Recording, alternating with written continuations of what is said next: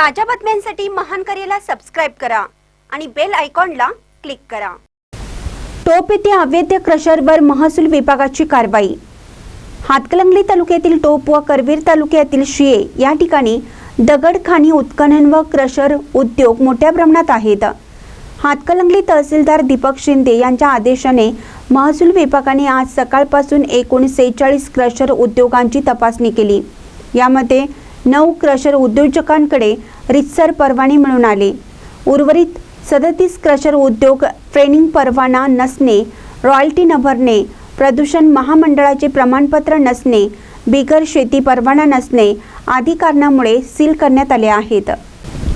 काल अधिवेशनामध्ये अवैध खाण उत्खननाबाबत तारांकित प्रश्न उपस्थित केला होता आणि आज महसूल विभागाने कारवाई केल्यामुळे वेगवेगळ्या चर्चांना उधाण आलं आहे। याबाबत महसूल अधिकाऱ्यांना विचारलं असता या कारवाईचे आदेश अगोदरच आले आहेत। पाऊस जास्त असल्याने कारवाई केली नव्हती।